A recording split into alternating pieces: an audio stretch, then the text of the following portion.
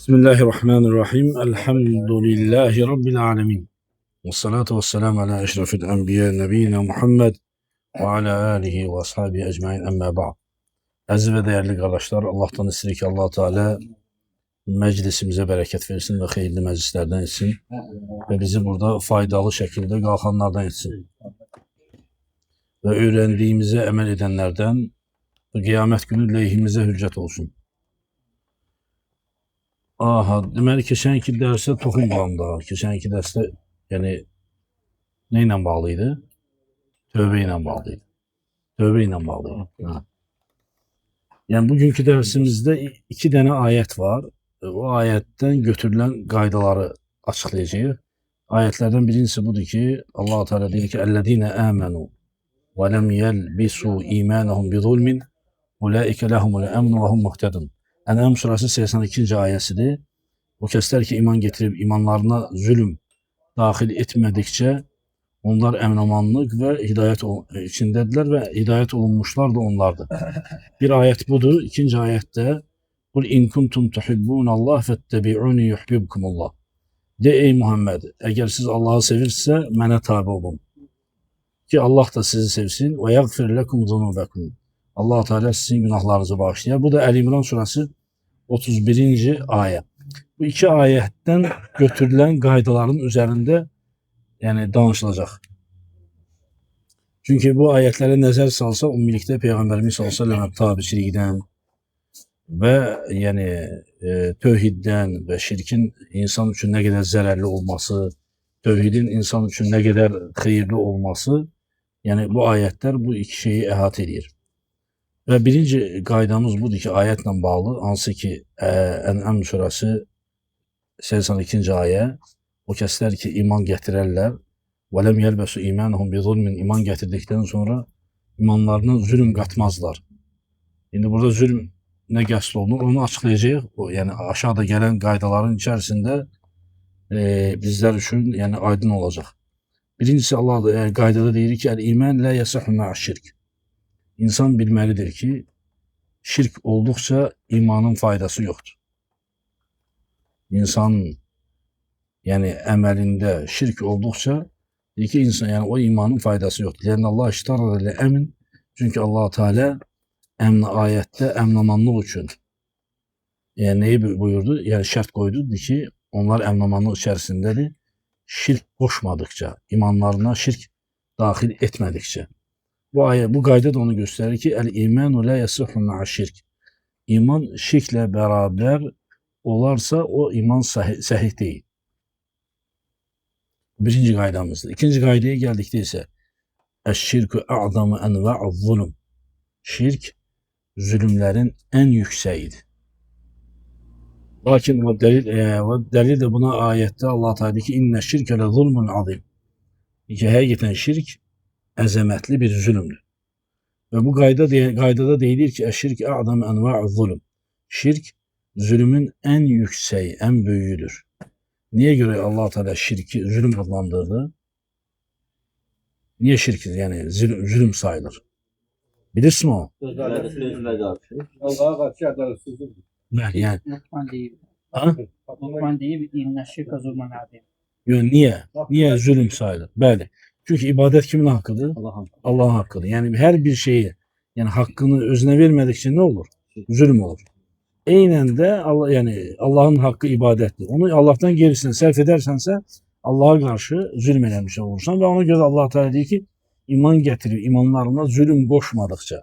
Deməli zülmün burada mənası nə ki, nə oldu? Şirk. Zülmün mənası nədir? Şirkdir. Çünki qaydada deyir ki, "Əş-şirk a'zamu enva'uz-zulm." Şirk də yəni zülmün ən yüksəyidir, ən böyüyüdür. Çünki zülmlər mərtəbədir, dərəcələrdir. Onun ən böyüyü nədir? İnsanın Rabbinə, Allaha şirk qoşmasıdır. Çünki Allah Teala digər ayətdə deyir ki, "İnneş-şirke le-zulmun azim." Həqiqətən şirk yəni əzəmətli bir zülmdür, böyük bir zülmdür. Və ona görə zülm adlanır ki, çünki ibadət Allahın haqqı olduğu üçün Allahdan gerisinə sərf olarsa, o zaman o Allaha qarşı zülm olur. Və digər ayətdən götürülən digər qayda odur ki, "Et-tevhid sebebun lil-emn vel-hidayə." Bu ayetin yəni məzmununa da nəzər salsaq görərik ki, tövhid əmin-amanlığı əldə etmək üçün və hidayətə nail olmaq üçün böyük bir səbəbdir. Yəni tövhid olmadıkça insan əmin ola bilməz, əmin-amanlıq içərisində ola bilməz. Tövhid olmadıkça insan hidayət tapa bilməz. Yəni tövhidin olması əmin-amanlığın olmasıdır. Tövhidin olması hidayətin olmasıdır. Bu qayda yəni bunu göstərir. Çünki Allah Teala deyir ki: "Ulaike lehumul emn ve hum muhtedun." Onlar şirk qoşmadıkça onlar üçün əmin-amanlıq və onlar hidayət olmuşlardır. Bu qayda onu göstərir ki, tövhid səbəbül əmin və hidayə. Tövhid əmin-amanlıq və hidayət üçün səbəbdir. Və digər qayda həmən ayətdən götürülən qaydadır. Əl-əmnu kamil və hidayəti kamilə təmaratu təhqiqat tövhid. Deyir ki, kamil əmin-amanlıq, kamil hidayət tövhidin səmərəsidir. Bir insan əmin-amanlıq içərisindədirsə, tövhidin sayəsində olur. Tövhidin səmərəsidir. Bir insan yəni doğru hidayət olunursa, doğru hidayət yolundadırsa, tövhidin neydi? Səmərəsidir. Yəni tövhidin o qədər insan üçün, yəni onun hidayəti üçün, onun dini üçün o qədər böyük rolu var. Yəni çünki tövhid olmazsa, yəni o zaman o hidayətin faydası yoxdur. O yolun faydası yoxdur. O yəni insan əmin-amanlıq tapa bilməz. Çünki tövhid ən böyük əmin-amanlıq səbəbidir və ən böyük hidayət səbəbidir. Və digər qayda da ayətdən götürülən "El-zulmu leysə alə mərtəbətun vahidə." Yəni zülm bir mərtəbə deyil. Bir mərtəbə deyil. Zülmün növləri var. Və ən böyük zülm də insanın Rabbinə qoşması, şirk qoşmasıdır. Çünki ayətdə gələn zülmün mənası nə oldu? Şirk oldu. Və dunəhul məasi və zunub. Amma ondan aşağı olanlar isə günahlar sayılır. Yəni məsiyə və zəmblər. Yəni günahlar, yəni şirkdən aşağı olan şeylər isə nə sayılır? Günah sayılır. Amma şirk nə sayılır? Zülm sayılır. Və ən böyük zülmün də ən böyüyüdür. Və digər qayda isə ayətdən götürülən əhl-i tövhid yetefavətuna fil əmn vəl hidayə. Bunu yadda saxlayın ki, tövhid əhli əmin-amanlıq baxımından, hidayət baxımından bir-birlərindən fərqlənirlər. Bihasbi təhqiqihim li iman və tövhid.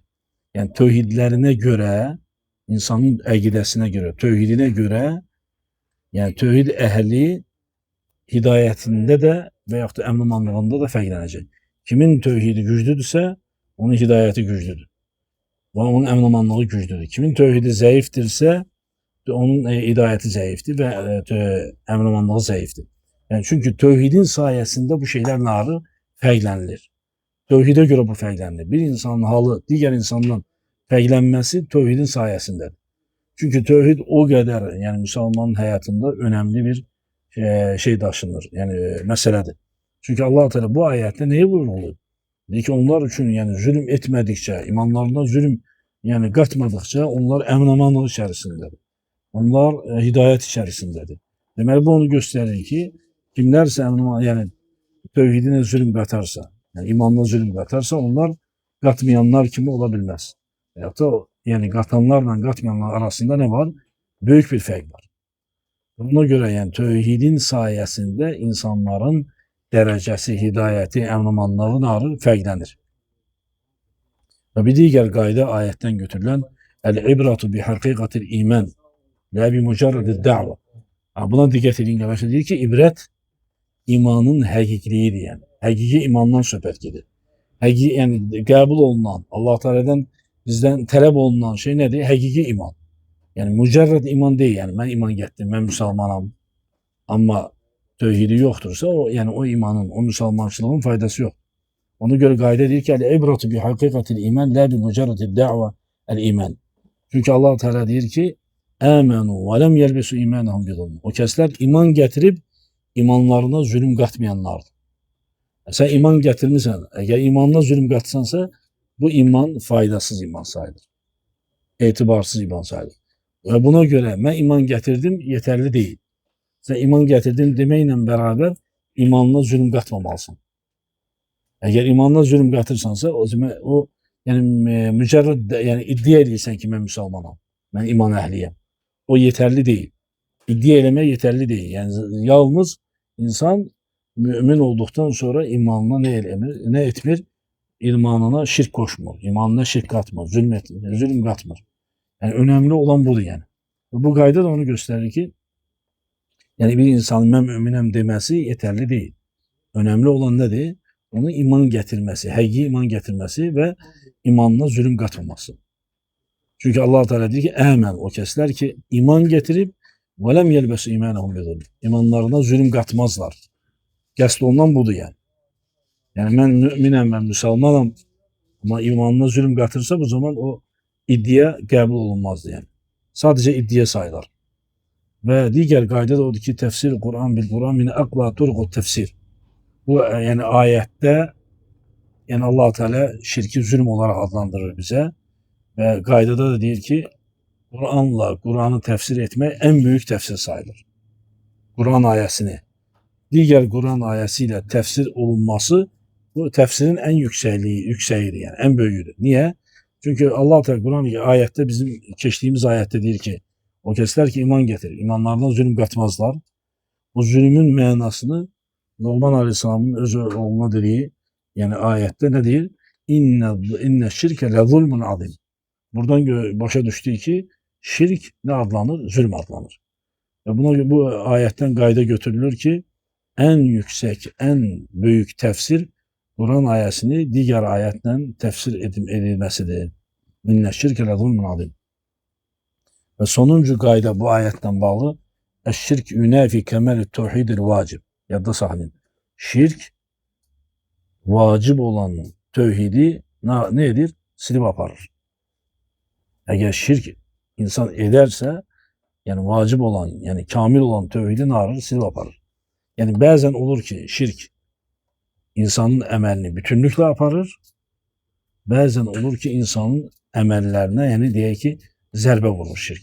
Misal için küçük şirklerin baş vermesi. Küçük şirkin yani baş vererse ona arır, imana zərbe vurur. İmanı bütünlükle aparır. Ama imana ne eləyir? Zərbe vurur. Ama büyük şirk ise bütünlükle imanın arır, silip aparır. Ve ona göre bu ayetten de bu ayetin mezmunu bize onu öğretir ki eşşirki yünefi kemel tevhid.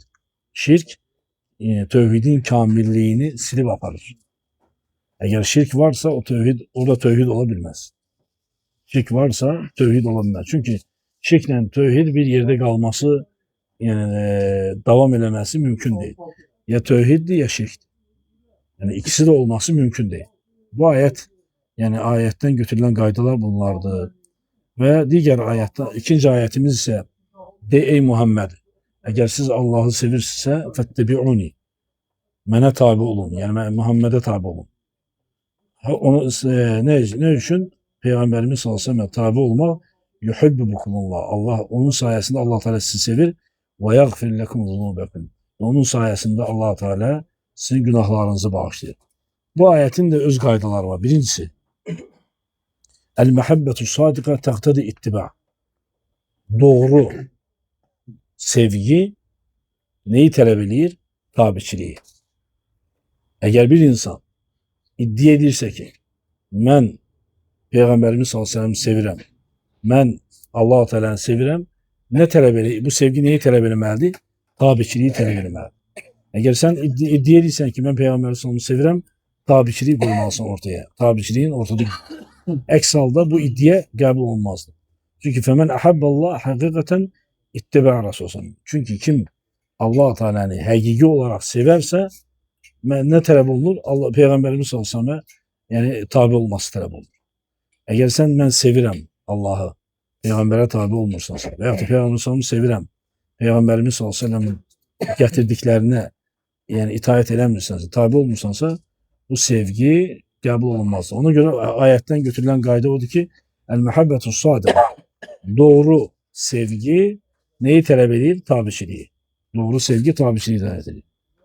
Ve ikinci gaydaya geldikte ise kullu da'va tahtacu ila delil. Yani her bir insan neyi iddia edirse ona delil getirmeli. Eğer sen iddia edirsense Allah-u Teala'nı sevirəm, delille, sübutla göstermelisin ki onu kimi Allah'ı sevirəm. Yani tabiçiliğine. Ve iddia edirsense Peygamberimiz sallallahu aleyhi ve sellem'i sevirəm, tabiçiliğinde göstermelisin. Yani tabiçiliğini de ortaya koymalısan. Ama mücerred insan iddia edilse ki ben seviyorum, bu yeterli değil. Sevgi varsa tabiçilik olmalı. Doğru sevgi nedir? Dedi ki doğru sevgi odur ki neyi talep ediyor doğru sevgi? Tabiçiliği. Tabiçiliği yoksa onda doğru sevgi yok. Ve diğer gayda da el-ittiba sebebi li muhabbetillah li abd. Peygamberimiz sallallahu aleyhi ve selleme tabi olmak Allah'ın sevgisini kazanmak için sebeptir. Bu ayetten götürülen gaydada değil ki Peygamberimiz sallallahu aleyhi ve selleme yani tabi olmak Allah'ın sevgisini kazanmaya nedir? Sebeptir. Çünkü Allah Teala diyor fettebi'uni yani tabi olun denen ey Muhammed Allah da sizin arsın tabiçiliği sayesinde sevsin. Ona göre Allah'ın yani Peygamberimiz sallallahu aleyhi ve selleme tabi olmak Allah'ın yani Rabbimizin sevgisini kazanmak için en büyük nedir? Sebeptir. Diğer gaydada diyor ki İttiba'un Nebi sallallahu aleyhi ve sellem sebebun lil mağfireti zunub. Peygamberimiz sallallahu aleyhi ve selleme tabi olmak günahlarımızın bağışlanması için sebeptir. Nereden götürdük bunu? Çünkü Allah Teala ayetin sonunda diyor ki ve yaghfir lekum zunubakum.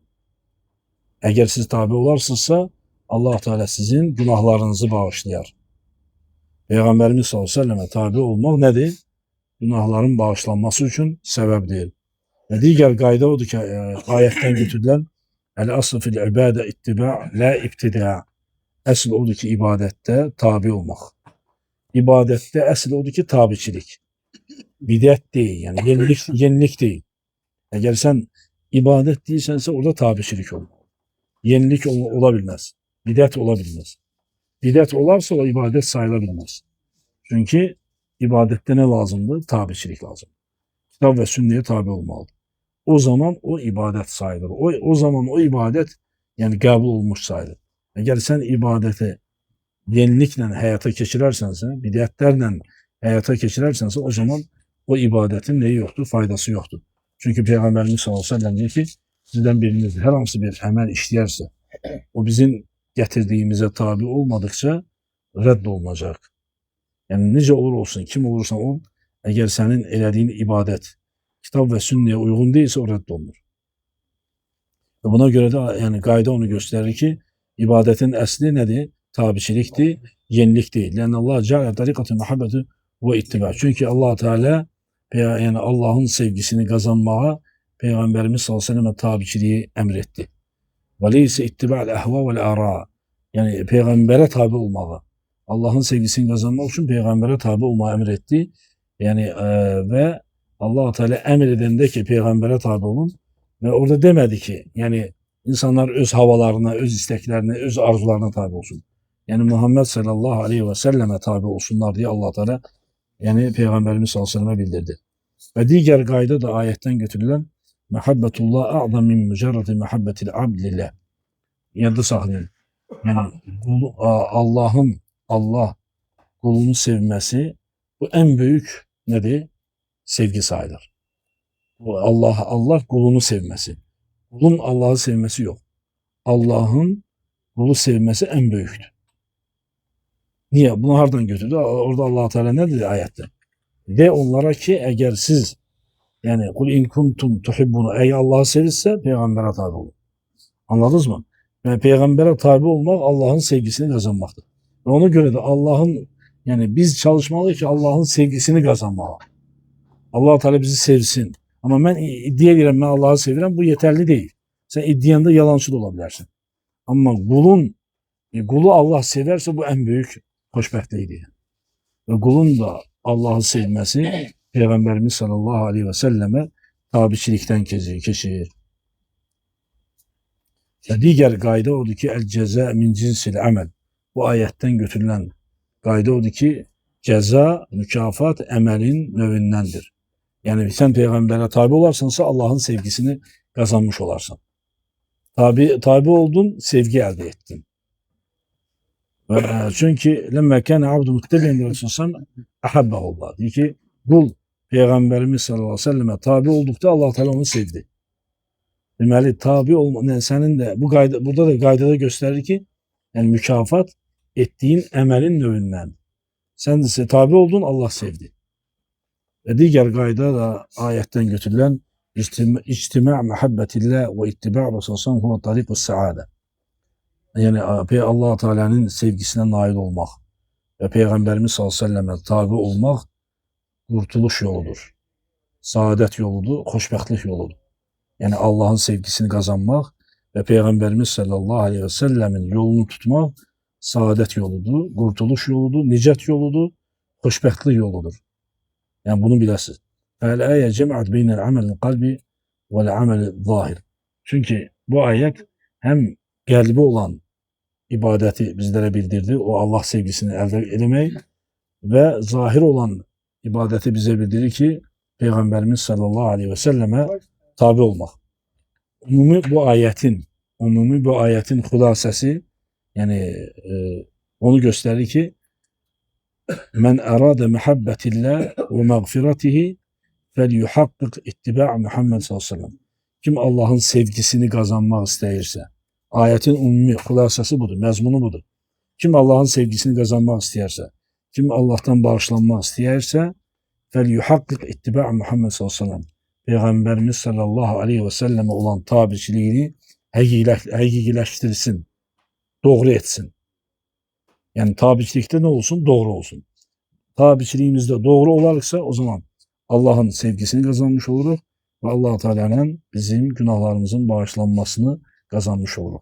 Yani bu iki ayetin yani diğer iki ayetten götürülen qaydalardır arkadaşlar. Bunlar qayda kimi bunu götürürəm ki başa düşünmesi daha rahat olsun ve insan bazen de yani qaydanı ezberleyebilir. Qaydanı ezberledikdə yani onda bir mesele hakkında məlumat olmuş olur.